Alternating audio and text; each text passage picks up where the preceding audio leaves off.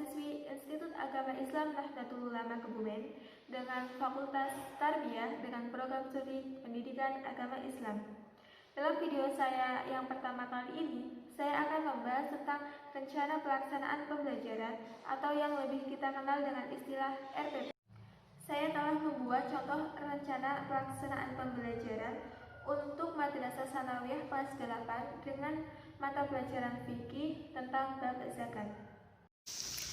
Sebelum kita membahas lebih jauh tentang apa itu RPP, teman-teman udah tahu belum sih dari pengertian RPP itu sendiri? RPP menurut Permendikbud nomor 65 tahun 2013 tentang standar proses. RPP adalah rencana kegiatan pembelajaran tatap muka untuk satu pertemuan atau lebih. RPP dikembangkan dari silabus untuk mengarahkan kegiatan pembelajaran peserta didik dalam upaya mencapai kompetensi dasar.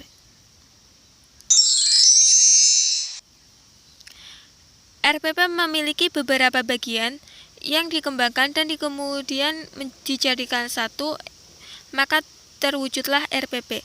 Untuk bagian yang pertama yaitu terdiri dari identitas. Identitas di sini saya mencantumkan 4 poin, yaitu nama sekolah, mata pelajaran, kelas atau semester, dan alokasi waktu. Sebagai contoh, untuk nama sekolah, saya mencantumkan nama MTS Negeri 2 Kebumen. Mata pelajaran fikih, kelas atau semester, yaitu untuk kelas 8 semester 1. Alokasi waktu, yaitu 2 kali 40 menit untuk 1 kali pertemuan.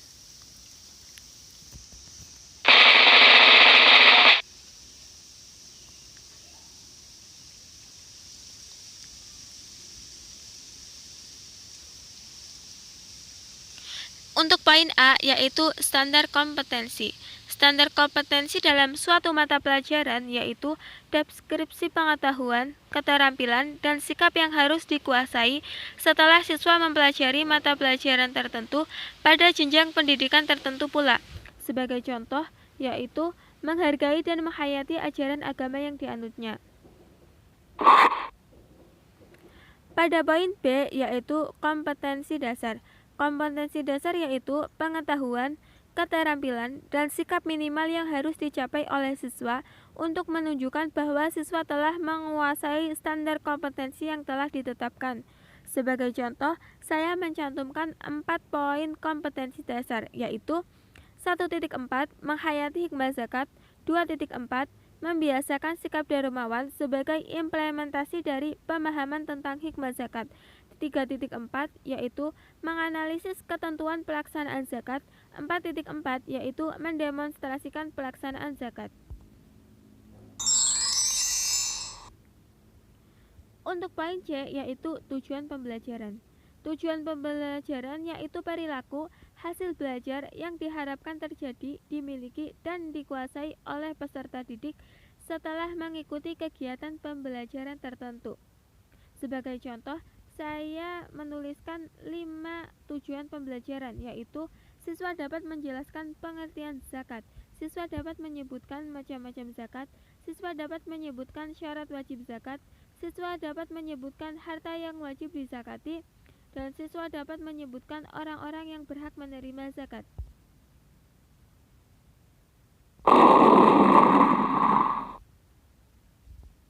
Untuk poin D, yaitu materi pembelajaran. Materi pembelajaran merupakan informasi, alat, dan teks yang diperlakukan untuk perencanaan dan penelaah implementasi pembelajaran serta untuk membantu dalam kegiatan belajar mengajar di kelas, sehingga disusun secara sistematis untuk menampilkan sosok yang utuh dari kompetensi yang akan dikuasai siswa dalam proses pembelajaran. Di sini saya mencantumkan bab zakat sebagai materi pembelajaran yang dipilih. Untuk E, yaitu metode pembelajaran. Di sini saya menuliskan 4 metode pembelajaran yang terdiri dari ceramah, diskusi, tanya jawab, dan evaluasi.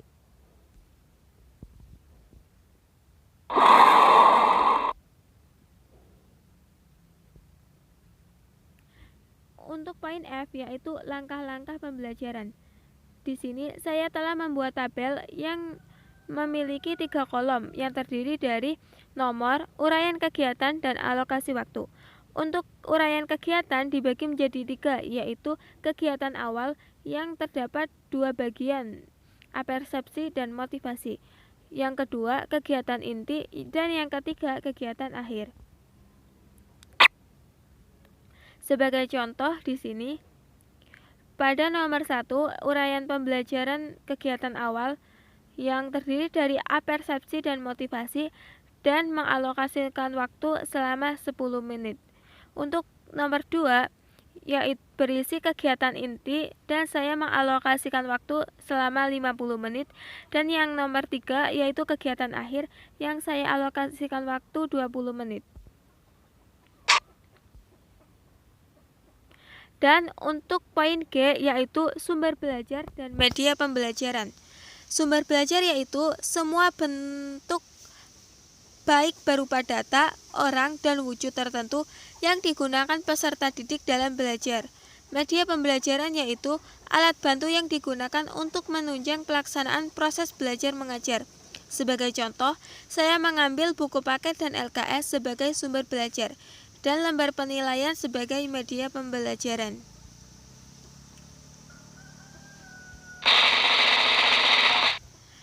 Dan poin H, yaitu penilaian. Penilaian adalah proses pengumpulan dan pengolahan informasi untuk mengukur pencapaian hasil belajar peserta didik. Kegiatan penilaian memerlukan instrumen penilaian dan teknik penilaian. Penilaian tidak hanya difokuskan pada hasil belajar, tetapi juga pada proses belajar. Sebagai contoh, saya telah membuat tabel yang terdiri dari 4 kolom, yaitu yang berisi indikator pencapaian, jenis penilaian, bentuk penilaian, dan contoh instrumen.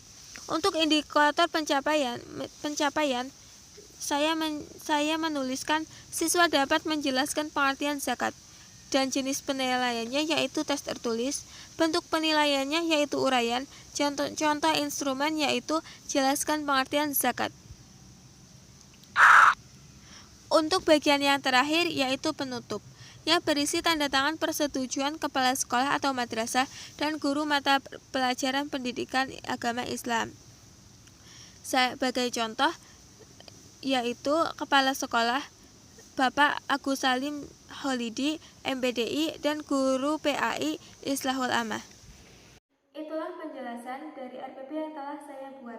Ternyata mudah ya dalam penyusunan RPP.